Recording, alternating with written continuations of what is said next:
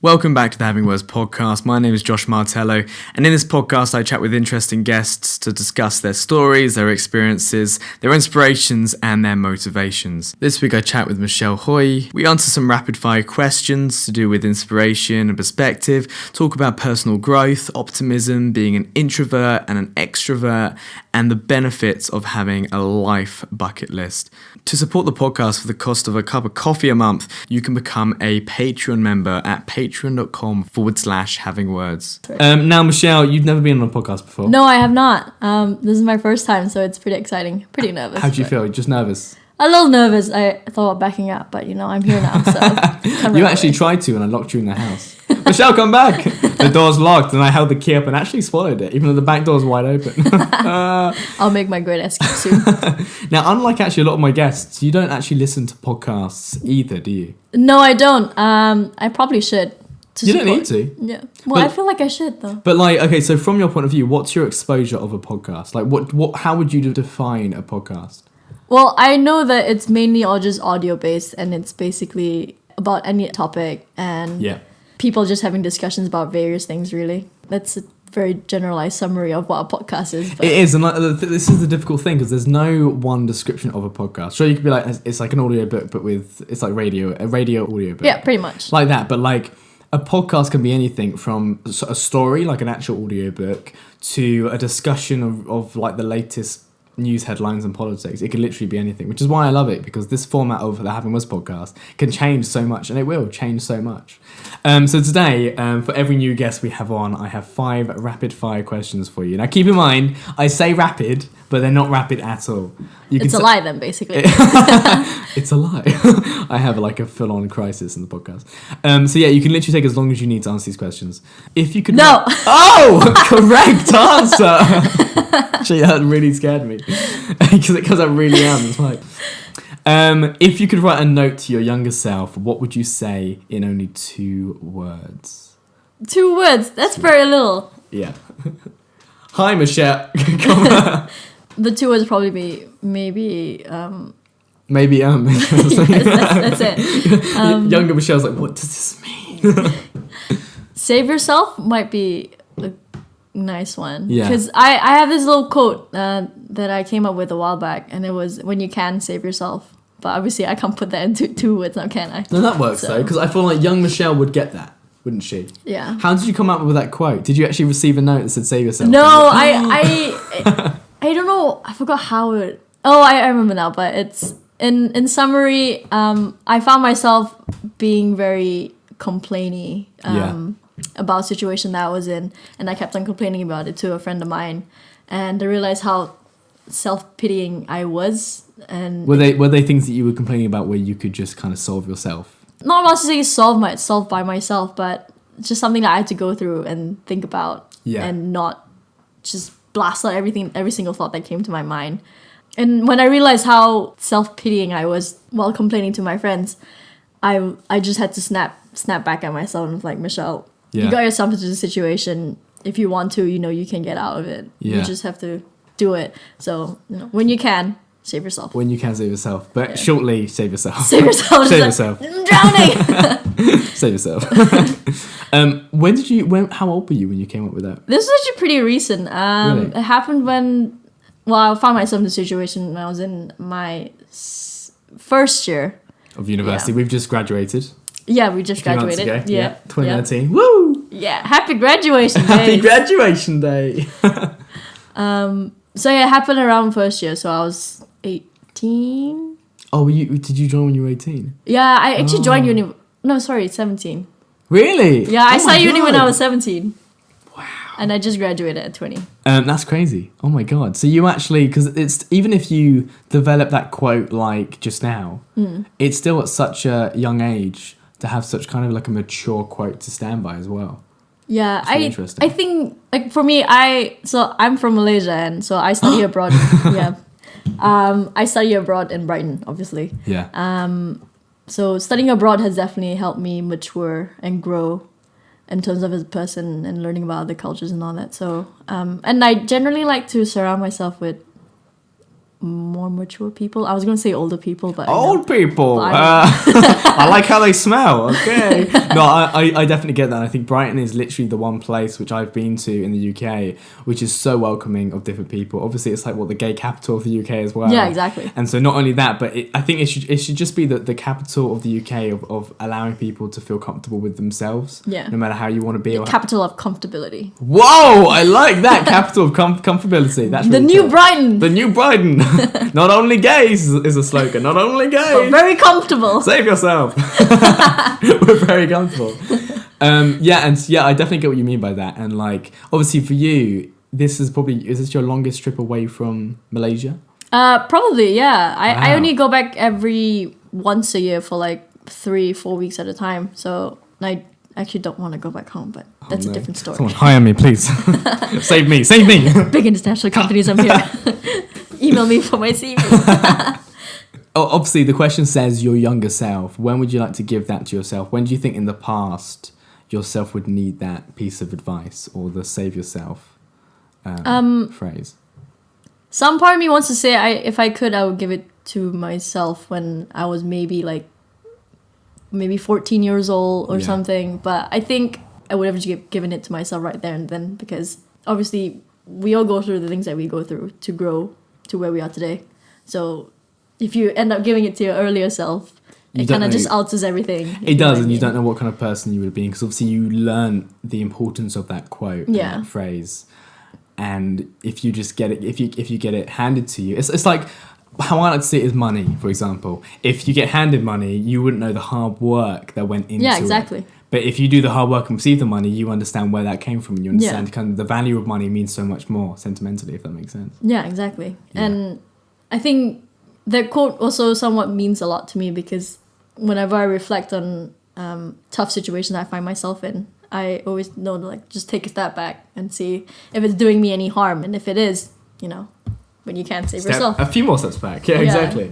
And that's get yourself out of the situation, Michelle. God. Save yourself. Save yourself. That's something which I try and promote as much as possible. Is and I feel like we get this in media a lot. Is just having a different perspective, or just being able to have another perspective. I know. Have you seen A Hitchhiker's Guide to the Galaxy? I think I have. Yeah, it's been a long time since I've seen it. It's a really good film. You should watch it again. Yeah. There's a gun in that. Which is called the Perspecto gun or something, and it literally is what it is, where you fire the gun and the people that you hit have the same perspective as yourself, and therefore it's supposed to be if we all have the same perspective, there won't be war, there won't be conflict and everything. And like you just said, if people had this perspective, there would be a lot more understanding in the world. So I definitely get that. There won't be need for world wars anymore, hey? Exactly. Problem solved. Or there will be for, I don't know, control of dogs. We want the dogs. No, we want the dogs. And it's all the same perspective, but greed. Oh my god, this should be a greedo gun. Wait. A greedy gun? A greedy gun? Something like that? So funny. A greedy gun. Okay, question number 2. You ready? Oh god, we're only at question number 2 now. That's alright, you ready? Yeah. Who inspires you, or who do you aspire to be like? You can say the host of Having Words podcast, Josh Martello. He wishes. Huh? What's that? I didn't hear that on the mic. What was that? Sorry. Oh, mic on the static sound. But for real though, I have this person that I have always admired from afar, and she was my senior in high school. And back when I was in high school, I used to be an introvert actually, and I used to just be. I kept myself a lot. I just didn't know how to make friends, and to see how far I've come from then is it's incredible. Has actually a lot to do with her, because when I first met her, I just admired how she was. She was this very outgoing and very bubbly person that just talked to anyone and could make friends anywhere. And I saw what she did, and I just I want to be like her. Yeah. And I still follow her on Instagram, and I see the things that she does. She blogs a lot, and she has this amazing relationship with her boyfriend, and they go traveling a lot, and they living their life. Pretty much, and they're just basically, as cheesy as it sounds, they are literally couple goals, and but just in general, her personality and the way she thinks about life, and it's just. When you meet someone, you can see that they have that zest for life. She's basically one of those, and you naturally get attracted to that kind of person, that energy as well. Yeah, exactly. Because you wanna. I mean, I would say, two negatives repel, but I guess positives attract. Math. This is why we study media. Because we don't know math. Positive energy. That's really interesting. That's like that's a person which, because a lot of the guests, when I give them that question, they say, oh, people that inspired them at the moment. And obviously she does inspire you at the moment as well, I imagine. But she's inspired you from such a young, influential age that there's a difference right now. You've changed so much already as a person because of her and being inspired by her. It's really even though I think I've somewhat maybe caught up to some path that she was on. I know that I still have a lot of growing to do. Of course, plenty of growing to do. I think we all have. I think people see, when like talking about growing specifically, people see it as literally a tree, or we are a tree. I'm a tree. How did I get here? And like obviously growing into a lovely flower or an amazing luscious tree is amazing, and like we all focus towards being at that point. But what we forget about is the journey of collecting the materials we need to grow is half of the experience. And if anything, so many like entrepreneurs and stuff, they speak about the journey being the most important part. It's not about the end destination. Like, you can use that to inspire you now to get a good journey. And so, it is all about the journey, and like you're going through that. And I think even when you get to a point where you feel so confident and so comfortable with yourself, and she's helped you get to that point, you're still gonna strive on to be a better person that you could ever imagine yourself to be. I definitely get that energy off you. Like I feel like we're very similar in the sense we're always striving to be the best possible version of ourselves, like mentally when it comes to the people around us, and just in every capacity. Yeah, 100%. Actually, it reminds me of this quote that I saw once, and it's such a good quote. No, I wish it was that. I wish it was my own quote. But if I can I read it out? Yeah, go ahead. And it's basically, personal growth becomes so addictive once you realize that it is always possible to improve your experience of being. Oh my God, yeah. That hit me hard. Yeah. That makes so much sense. Once you realize how much potential you always have, that you could grow into, it just becomes so addictive because you just always want to grow. Yeah. And like you see change as well. And then exactly. And you see yourself growing, and you like stepping out of your comfort zone, or like improving in an area of creativity, and in your work or when you're writing. Developing new passions. It's amazing when you see yourself grow. And it is. You just crave that. You do, little achievements all the time. I think the way that I've been exposed to it is when I was going to the gym, and I quickly saw a massive change in my appearance and also my mental health. Oh my God, I felt so much just more stable. It was incredible. And then that fueled me to want to keep going. But then with the gym as well, and I imagine it's the same with just being the best version of yourself, you do plateau a little bit. And then once you get to that point, it's your own motivation more than the changes that you've made. I think it's the same in this case as well. It's like there's only so much motivation you can get from the change that you do create on yourself. Yeah, especially when people that actually do plateau for like a solid 2 months and they don't see any change in it. But once they pass that little cliffhanger and just like down into the wherever they're going, the pit of the and it's really satisfying to see how great the results are. Exactly. Well, keep at it. The most important, I think so many people focus on the dip, when really they should be focusing on the comeback. The comeback is the important part. Like, it's all in good, the persistence and the consistency, but really the impressive bit is when the dips do happen, it's the coming back up after the dips. So just like for myself in my day-to-day life, if we, for example, if we got ill, there are dips naturally in life, and you do naturally come back up afterwards to like your healthy state. It's like that almost a little bit as well, if you get what I mean. Yeah, there's actually something I tell myself every time when I get sick. And I rarely ever get sick because I like to think that my immune system is just fantastic.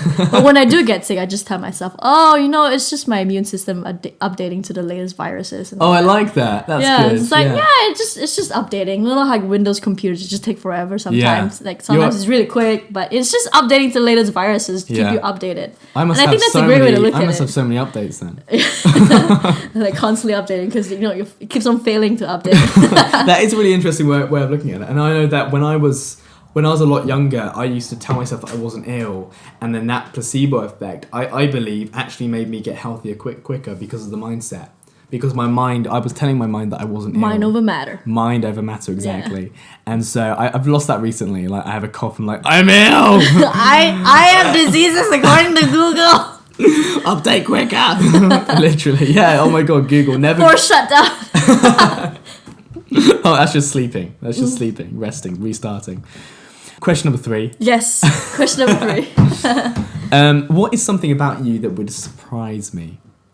What is something about you that would surprise me? I think something that surprises a lot of people actually about me is that if someone were to meet me now and see that how much of a bubbly and sociable person that I can be, and thinking that I was someone that would always be hanging out with friends like all the time and always constantly busy because I'm busy socializing and all that kind of thing. I definitely got that impression off you when I first met exactly, you. I was right? Like, oh my god, you inspired me a little bit. Did you? Honestly, because I saw you walk into a lecture theatre, all these people are like, hey Michelle, and you'd be like, hey, how's it going? No, you wouldn't even play it off cool. You'd be like, hey, how are you? Oh my god, you seem so friendly but so cool as well. And that's what I strive to be like, because I feel like so many people that are popular or cool, whatever, like I would call it as popular, I just call it as just being a nice, general, bubbly person, like you said. Yeah. They do get kind of distracted by the fact that they are known, like, oh yeah, hi, whatever. But you every person that said hi to you, you said hi back in such a meaningful way. And yeah, you did inspire me. I find meeting people. I love meeting people all the time. I love making new friends, which is why people always get the impression that I'm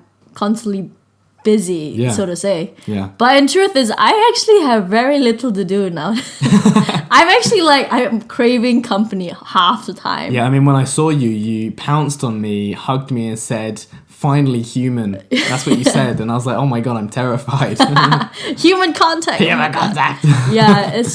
Yeah, people always get the impression that I'm always busy, and they don't think to sometimes they don't think to reach out sometimes because you think, oh, she's just busy. I did. I was like, I can contact Michelle, but I know she leaves Brighton soon, but she's probably busy every day. Yeah, exactly. So then when I opened the door to your place, literally, it had to crack through because of all the rust, I guess. I don't know. So yeah, I guess that surprised you in some way. Then I am not the very busy person that you would think I'd be. No. But do you think that has kind of evolved because you were an introverted person, as you said, and that you've developed such an extroverted mentality that it's just allowed you to literally thrive in the extroverted environment?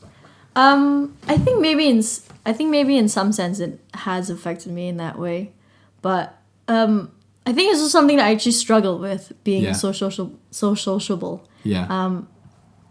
Because I think of myself as a social butterfly. And the thing about being a social butterfly is you literally jump from flower to flower and you never really settle on one. Yeah. Which is something I do struggle with even now.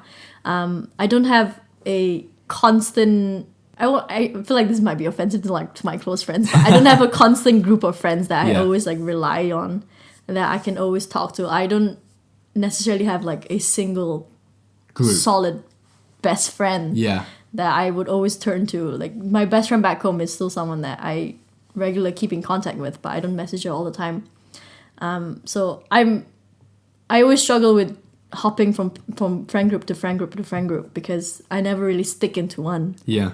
I fully relate to that because I definitely class myself as a social butterfly as well. And through literally high school and college, I remember some people in college that I spoke to after I left, they were like, Josh, you were literally... every lunch we'd see you join our group 5 minutes, go somewhere else, join another group 5 minutes, join somewhere else. And I completely understand it when you say you don't really have that core friendship group or lots of miniature core friendship groups. And because every friendship we have is different. Yeah, exactly. And some are close, some aren't close. But I do feel there isn't, same with me, there isn't that one group of people that I would be like, oh, they're my group of friends. There's my housemates, they're my mates. There's my friends back in my hometown, they're my mates. But there's not, and I think it does all change maybe when you get into a relationship because of the consistency there and everything as well. Yeah. Yeah. Oh yeah.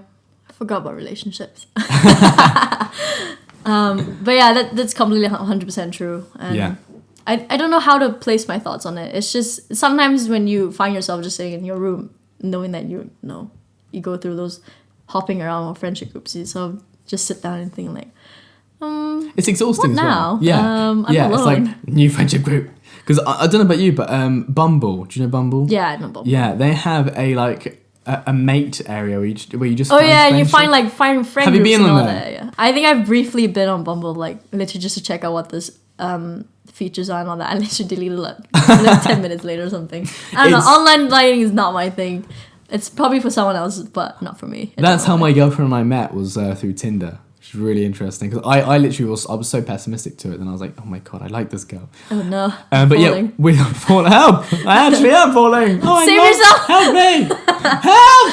Help! But no, with Bumble Mate, I feel like if you got into that, you'd be the same as me. Because I love that. I was talking to so many interesting people, and everyone on there is like us. They want to meet new people. They want to be as extroverted as possible. Yeah.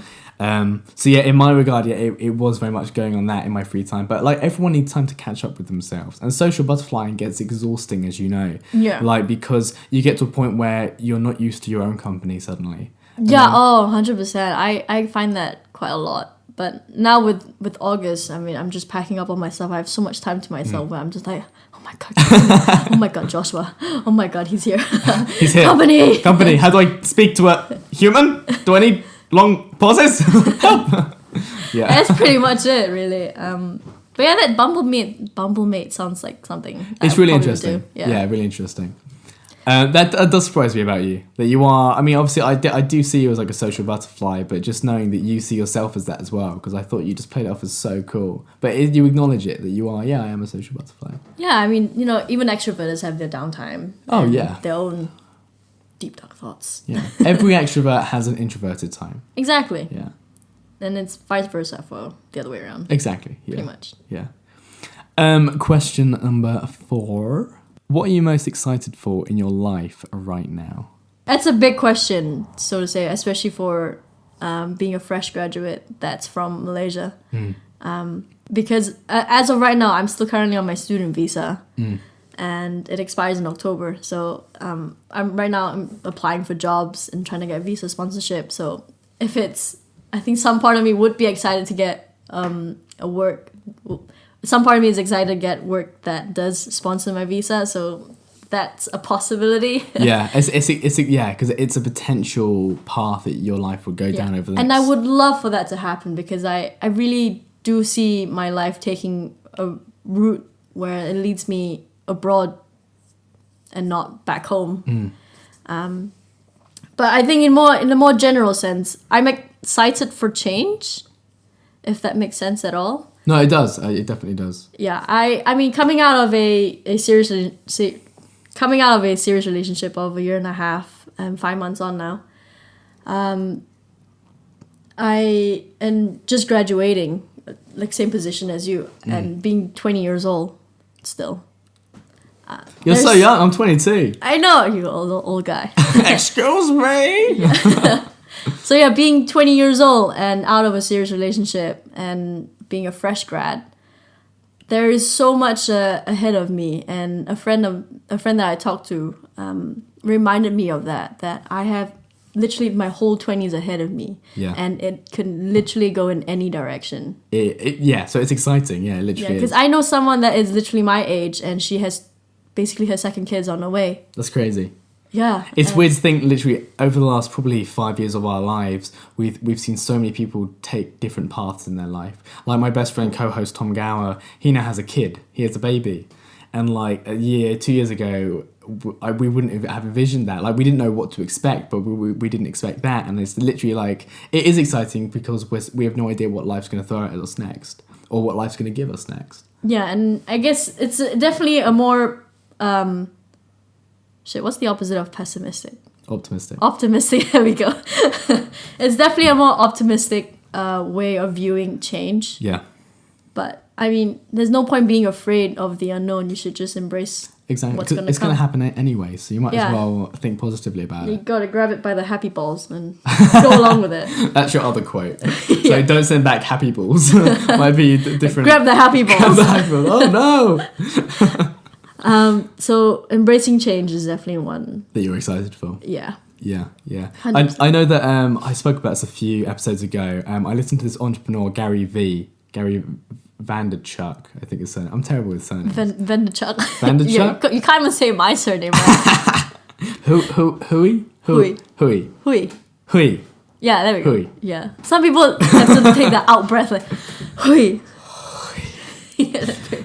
He's a business entrepreneur guy, and he always says how we're so lucky to be so young because he started his business at 30. He started with no money. He started his business in the conference room of another business. And so he honestly thinks that between the ages of 20 and 30, you're just there to experiment and mess up as much as you can. Like those 10 years, that decade, is for you to fail as much as possible so you know how to succeed when you're 30, which is so exciting to think. Obviously, it's different for everyone and everything, and like people are limited by where they can work and everything like that.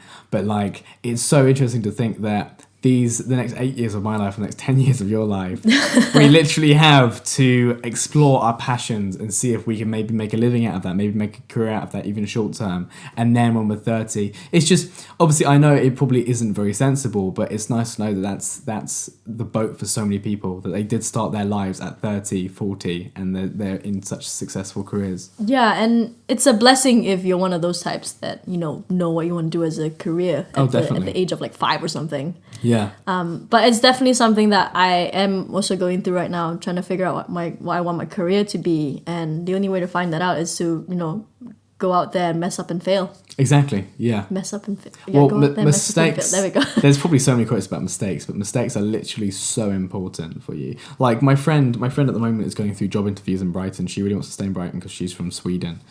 Shout out to Tess, who might be listening to this, and she's very concerned about going to a job interview and being rejected. And I'm exactly the same. I hate rejection so much, and over the last 3 years of being at university, I've had to learn and train myself to be okay with rejection and understand rejection is a good thing because you can learn from it. And criticism as well. Like I receive criticism, especially in the first few episodes of the podcast, towards certain aspects, sound, quality of the content and stuff. But that criticism, I realize now, is so important for me to realize, to help me grow as a person. And that's why actually I released a video on the Instagram Brighter recently. I don't know if you saw that. And I spoke about how it's so important to surround yourself with the right type of people, the people that actually will support you, care for you, and the people that will inspire you to be the best possible version of yourself that you can be.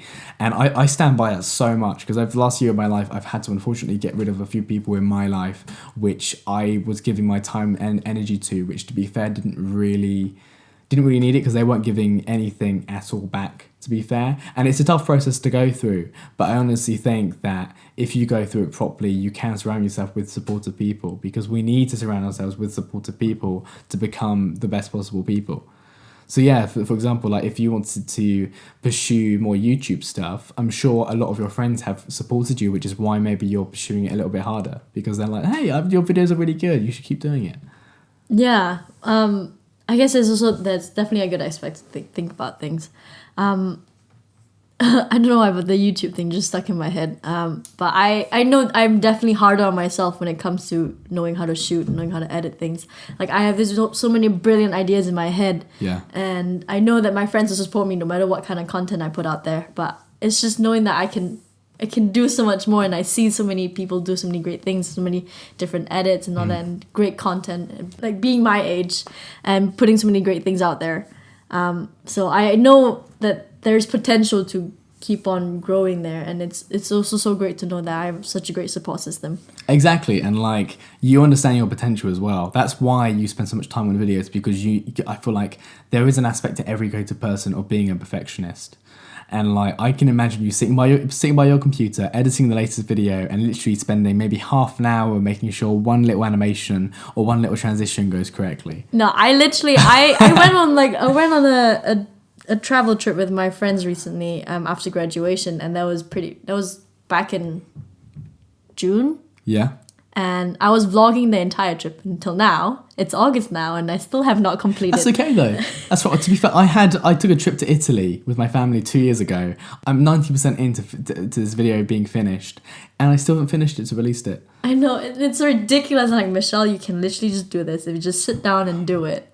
But I just keep on getting distracted by so many more things, and I keep on shooting more videos, so I end up putting more stuff on my plate that I can't finish. Yeah. Because I'm not getting rid of things that are there like 10 years It's ago. what happens, and then it builds up. Exactly. Yeah. Are you afraid of burnout or that your passion will die because you're putting too much pressure toward deadlines and stuff like that? Like, are you concerned that because you're like, I've got to finish this video, sit down and do it, that maybe your passion will fade a little bit? Maybe it's because that I actually don't set myself a deadline, which is why I'm still okay with things. Like, obviously some people that have passions for it, they can just sit down there and just edit for like the next I don't 20 see how hours. I couldn't do that. Yeah. That's crazy. Some people can do it. I don't know how they do it. I guess that they really have that passion for what they do. Not to say that we don't have a passion for it. We're just very lazy.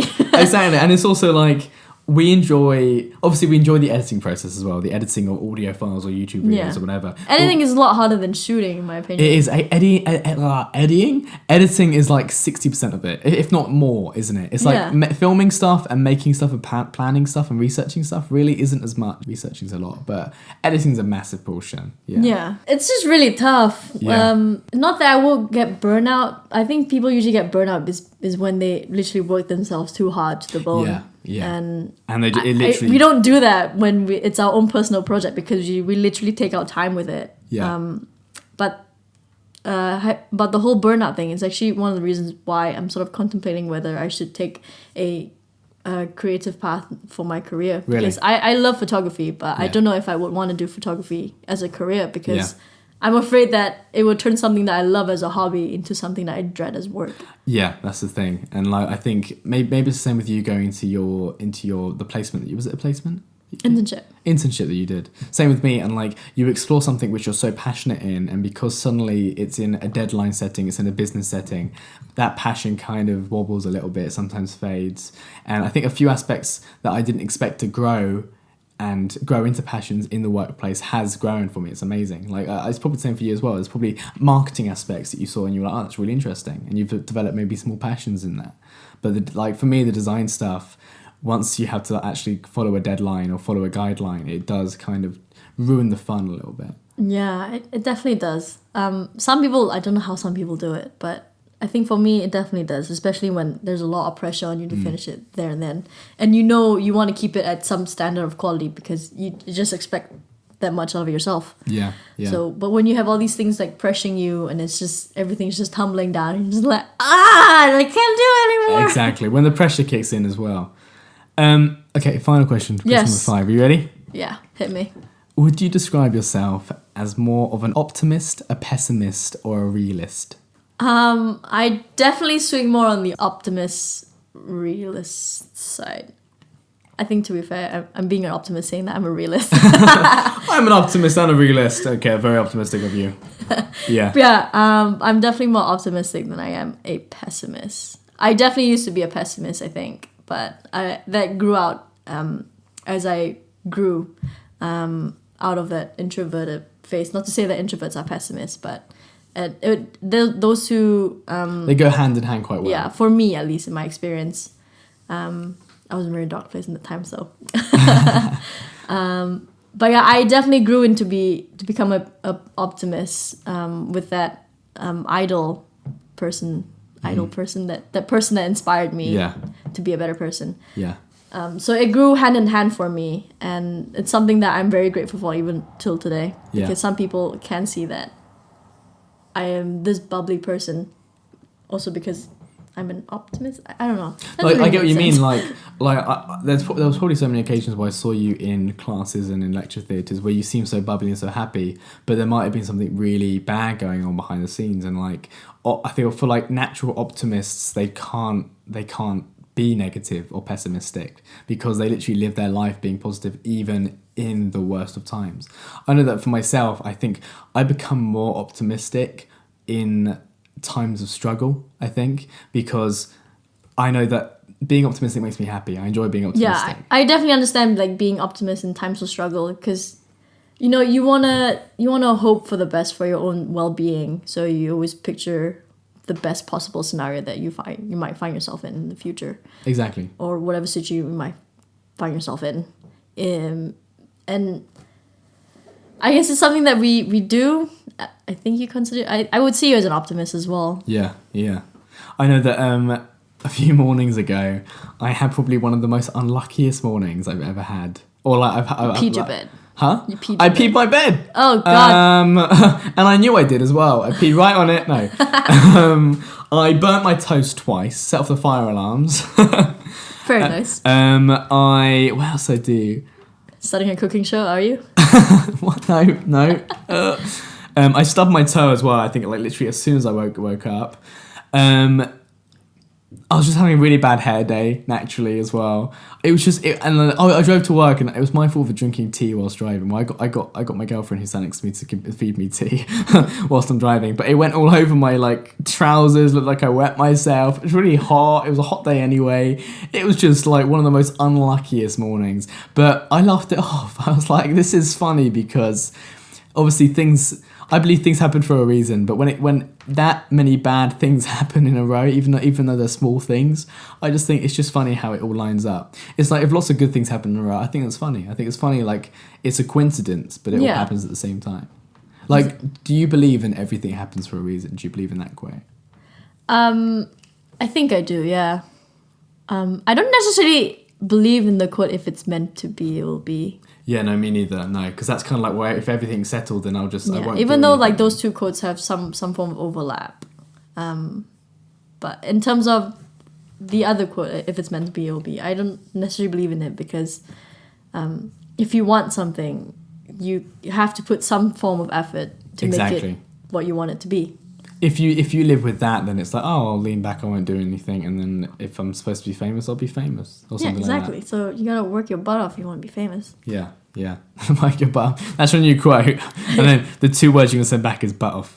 Butt off. Butt off. What does this mean, older Michelle? But yeah, going back to what you just said about how laughing it off is sort of like an optimist's way of looking at a series of dealing events. with stuff. Yeah, yeah. That's definitely true. I can't think of an instance where I've laughed things off. I've cried things off. Cried things off plenty of times probably, but just saying how ridiculous things are sometimes. Yeah. It's definitely something I've done quite often. Yeah. Well, you finished 5 questions. 5 questions. How'd you feel?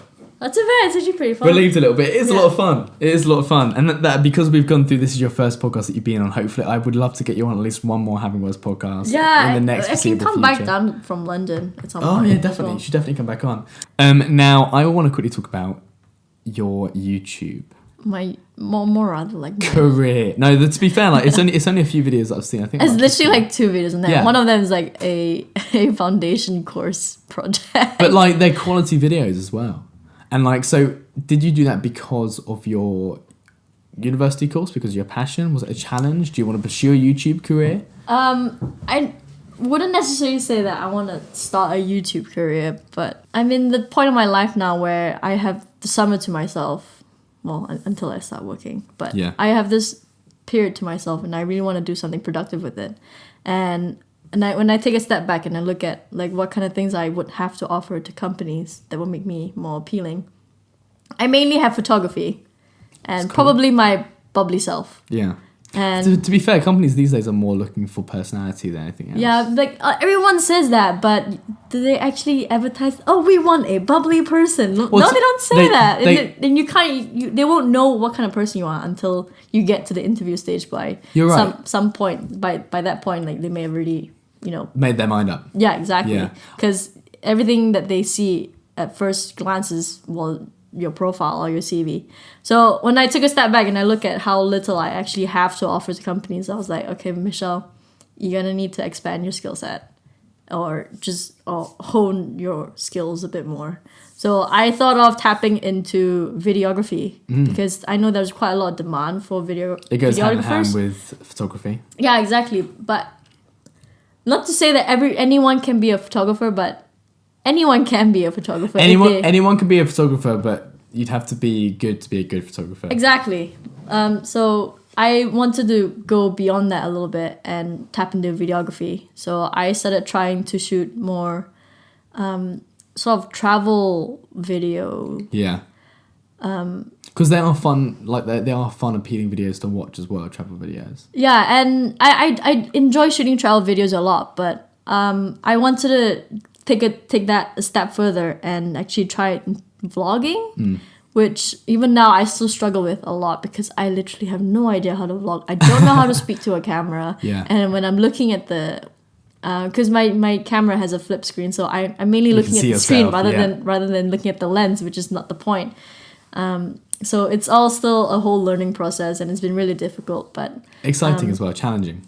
Yeah, exactly. It's definitely a challenge, and so far it has been a lot of fun. I just need to put the hours into actually sitting down editing it, like I said. Yeah. Because I know that a lot of things that I've shot, whether it's vlog style or a travel video style, even though those are quite similar, some things I've shot are really good, and I'm actually proud of myself for shooting them. It's just actually putting the time in, the hours in to edit it as well. And like, yes. I don't know about you, but I love the editing process so much.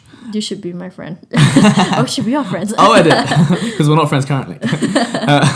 I love the editing process, especially when it comes to travel stuff, because there's so many creative paths and so many creative things that you could add to it as well. Like you could add. Oh my! I'm just thinking about it. Like, oh my god, there's so many different creative animations, like transitions, narrative ways of storytelling a travel vlog. Yeah. And like, to be fair, like you can make probably, because you do travel a lot. I mean, I suppose more than me. So you could make a fair amount of some travel content, and that would be appealing to a lot of people.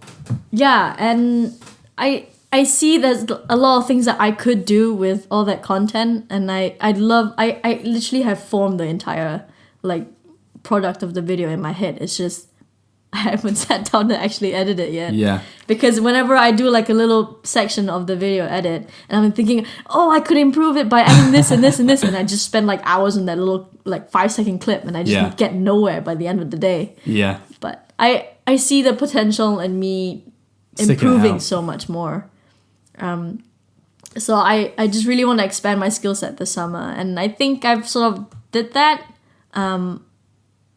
Actually improved more in my photography rather than videography, but I'm really glad I did take the time to put in some hours into trying to do videography, because it's definitely a area that a lot of companies are sort of demanding now. They are, and like, it's, to be fair, eventually down the line you probably would have to have learned it anyway, so it's good you're kind of doing it off your own back a little bit, like a bit because of your own decision. Yeah, and I actually think the internship that I'm actually going to go into in September, they're actually going to look into wanting me to do some videography stuff. So that'd be really cool. That's really gonna put my skills to the test. What limited stuff that I've learned by myself and watching YouTube videos. Yeah. But how exciting! That's gonna be so much fun. Do you see yourself maybe doing YouTube a little bit more full time? Well, not full time, but like taking it maybe a little bit more seriously, doing like one video a week. I think realistically, I know I probably can't. Okay. I mean I can, but. You could do. I could do, but I would need to be very strict with myself and actually set deadlines, which the whole thing comes again about like, but deadlines, and it's just gonna ruin the whole experience for me, that kind of thing. But I would love to be more serious with more video creation. I would love to be more serious with more YouTube stuff, or even if it's not YouTube or Vimeo. It's just really just putting in the hours and going out there and shoot at every opportunity that I get, and just keep on shooting and editing and shooting and editing. That's the thing, because that's the only way you improve. Where you literally edit everything, even if the content's bad and you're not going to release it, you should probably edit it anyway. I mean, you shouldn't, because it's going to be time consuming, but literally edit everything. And like I feel like if you do want to follow that career path, or that kind of, maybe not career path, but that passion path, you do need to get into the habit of, like you said, recording everything, you waking up in the morning, you doing this, and also like exploring your avenues. I know that when I was making YouTube videos in first year, they were just like vlogs of us walking to the gym and chatting, and like for me it was the editing aspect that I love so much. I would try new things, such as I set up a camera in my room, and this isn't going where it sounds like it's going. I set up a camera in my room, and because but let it go over. no, and it was just me picking up like all the plastic water bottles from my room and putting them in a bin, like bringing them up to the camera, showing them, and then on the editing they'd count how many bottles. I think that was something like 40 plastic bottles. Why do you have so many plastic bottles in your room in the first place? In first year, the water tasted weird to me, so I just bought bottles from Co-op. I know it's not good. Living that little posh life. Hello, in Northfield. It wasn't very good, so I did a video of all of that. And like, I edited it and everything. I'm not going to release it, because who's going to watch me for like half an hour collecting bottles and everything? I mean, actually, if you edit that properly even, you can do a speed ramp, and every time I did speed up bits, in between, and then it stopped when I showed the camera. exactly. That wouldn't be half an hour. Okay, I it was mean, like 2 minutes. I would watch you recycle bottles if it means something. Thanks. 1 view. Wait, that's my view. She didn't watch it. But like anything to explore your creativity. And I honestly think like the videos you've made so far are really impressive for somebody who doesn't really have much experience in videography, but like you're using your photography skills and like setting up a scene and like the mise en scène and everything perfectly, and that translates so well into video, and it's so clear in video. Like if you honestly wanted to pursue more creative stuff in video rather than photography, I would so support that, because your photography stuff is great on your Instagram and stuff, your photography Instagram. But videography is definitely a whole different ballgame from photography. Some people actually say that photography is harder than videography. In terms of the meaning behind each image. Yeah, exactly. Whereas videography is just moving images, so it doesn't necessarily have to have deeper meanings per se. Whereas photography, if you really want to go into the high professional life, you have to make each shot count, and some people find that much more difficult than videography. I know that I would, to be fair. Like I've done some video stuff in the past, and I've loved it, and I've loved getting certain like tracks on and everything. But like when it comes to photography and getting one set shot, I wouldn't even know where to begin with that, because I think videographers look up, they set shots of like where it could go next. Every shot has a before and after. Or like at the very least, at least they have some form of like idea in their head of how they want the framing to go. Exactly, yeah. Whereas photography, it's just at one point in time. Literally. That one point needs to say the entire narrative. Yeah. That one shot, which is crazy to think. But videography is just tough right now. I really want to work on it more, and I keep telling myself every day, just work on the vlog, just keep working at it. And keep working, crying, keep working on it whilst watching like Love Island or something. I'm cycling through all like old Netflix shows again and again and again, and it's just never ending. Okay, I have a question for you. What is something you think that everyone should at least do once in their life? So. Oh yeah. I kind of like having that question asked, because for me personally, one of the couple things that I have on that list right now is that I think people should at least live abroad at least once in their life for a certain amount of time. To experience it. Yeah, exactly. Because you learn so much about yourself and about other cultures. And I've been very fortunate to say that I have studied abroad in England for like the past 3, almost 4 years of my life now. And it has changed me so much. So that's something I would definitely recommend to everyone else. Yeah. And this isn't like a bucket list kind of say, because bucket list can be tailored to, to your own self. But this is something that I think everyone should at least do once in their life, if they can. I like that aspect of that attitude of doing it, because a bucket list is kind of like it's a chore, whereas what you just said of like spending a year or so away or living somewhere else is an experience that will change you. Bucket list, skydiving, like I learned from that and everything, but it's also like, living abroad is a full-on experience. That's more than a checklist on a bucket list. Yeah, exactly. And like the second thing on my list is, if you could see me, I have like a fuzzy head now, so you look great. Yeah, I shaved my head, which is another thing on that list. That looks so good. So how long has that been on your list for?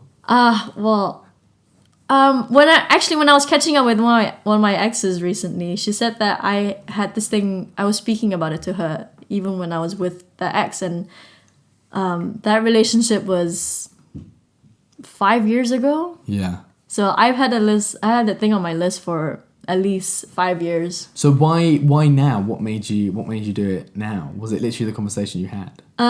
No, I guess I wanted to do it now because having gone out of a serious relationship as well, I now have my whole life in my hands, and I don't have to accommodate to anyone else or something. And I had the summer to myself. So if I don't do it now, when else am I going to do it? Exactly. Because then I'm like, if I didn't do it in beginning of August, I would have started work in September, and I want to look somewhat decent in September. So that's I was the like, thing, Michelle, you got to do it now, so you let your hair grow out a little bit. Yeah. Also, I feel like that's a positive excuse that you told yourself as well, because there will be times in the future where you can shave your hair off, or once you're settled down in like an internship or a job or whatever. Yeah, exactly. Because you have to. Not that you should care so much about your outer image, but also want to maintain some form of professionalism for your own standards. Yeah, yeah. So I just went. It looks good though. It looks really good. Honestly. Yeah, I've actually gotten quite a lot of compliments when I first did it. And yeah. I'm actually really glad I did it because I grabbed it by the happy balls. I grabbed it by the happy balls. I'm gonna use that quote next week. You know, I learned this quote by this wise person one day. Grab the life by the shit. I messed it up. Yeah. So yeah, and it's very liberating to do. I can definitely tell you that. Like I actually wanted to do it by myself with just like a shaver that I have. Yeah. And just shave my head like in the bathroom or something. Yeah. But I contemplated about it and I didn't know how to. Did you record it? I briefly recorded it. I ended up going to the barbers actually to this. That's cool. Yeah. To this barbers that I always go to regularly. Yeah. Because it is a big thing for yourself to shave off your hair. Yeah, and so like you might as well make a grand gesture of it. Going to the hairdresser, I want it all off. Yes. What's that? I want it all off. Shave it. So yeah, I went to the barbers and I told my barber. I actually told my barber like a month or like 3 weeks before that I was going to shave my head, and I shook on it. So I made sure I told a lot of people so that I couldn't go back on my word. Yeah, you're like, I've told all these people. Wait, I've actually got to do it. Yeah, so it's like to solidify my own words that I was going to do it. So yeah, I went to barbers and I got it done. And during the process, well, the first bit of shaving, I asked if he could let me do it, and so he passed me the shaver, and I just started shaving my head a little crying bit. At the same time. No, I was more like nervous that I think I was gonna fuck up or something. But the thing is, once you've done a patch, you're like, I might as well finish it now. Yeah, I literally just shaved like the first right in the middle, like right in the middle, and like the first like 3 inches of my forehead.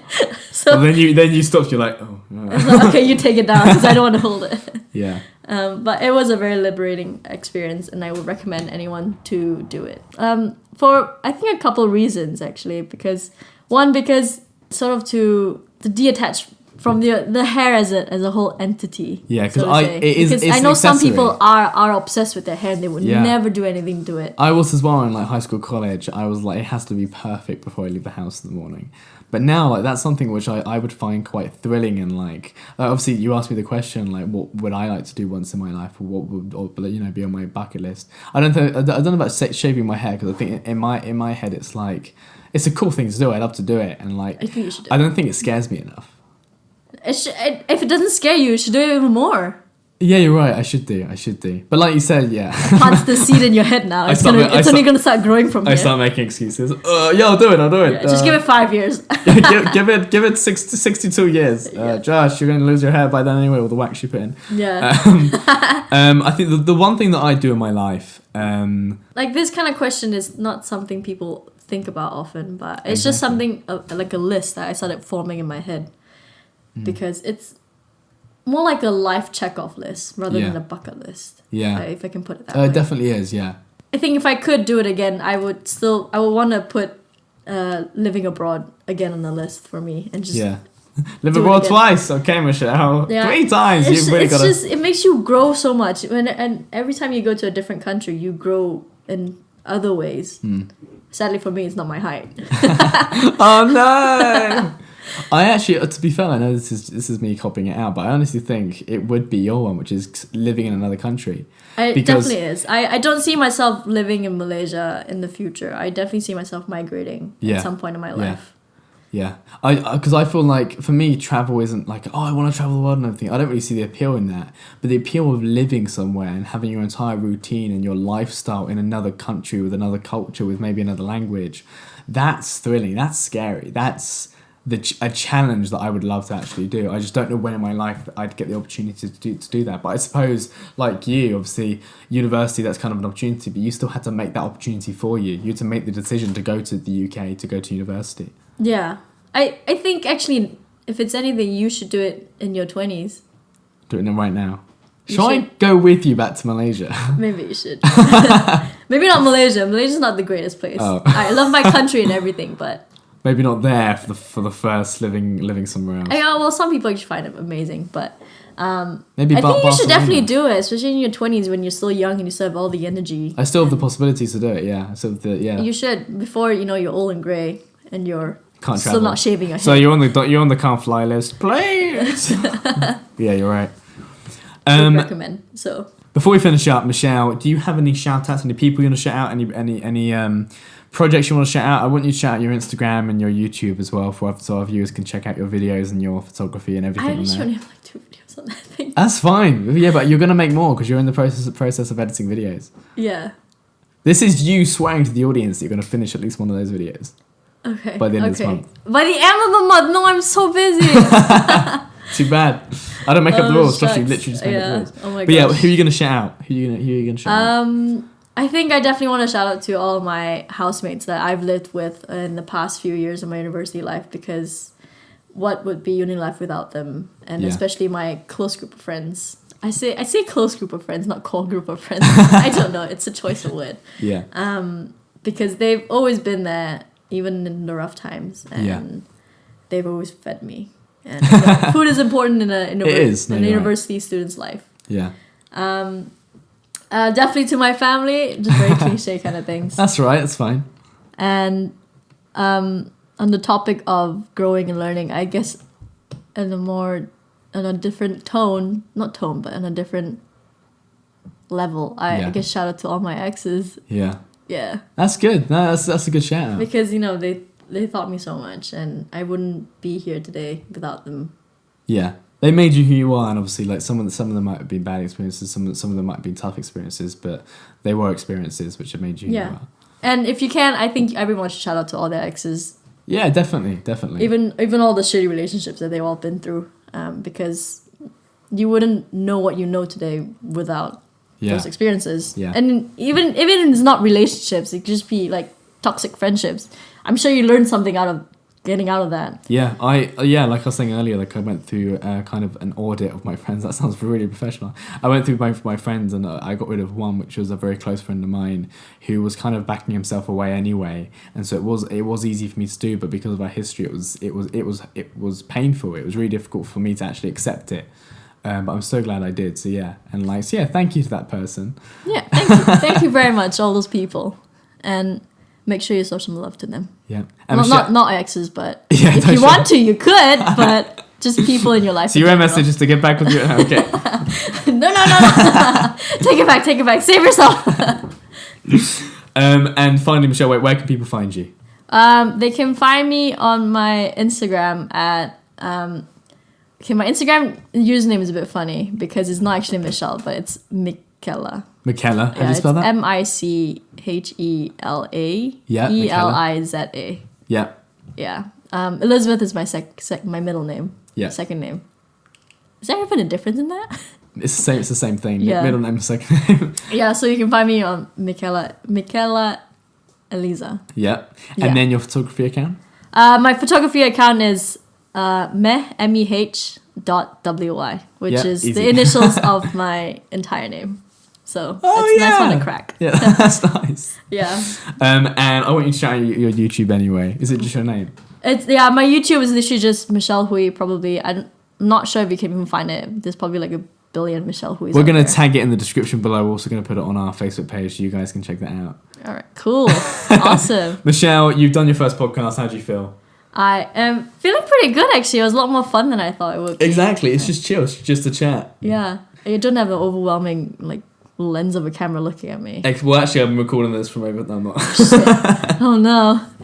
And final comment before I read out the end credits. Well, I think as a little side note, I guess I'll shout out to my lovely host Joshua as well. Thank you. I'm going to shout you out. Thank you, Michelle, for coming on and making it on as well. Yeah, thanks for the 3 years of friendship. It's been a wild journey. Yeah, even though before we started, it took me half an hour to pronounce your surname. But thank you for the 3. What's my surname? What? What's my surname? Martello.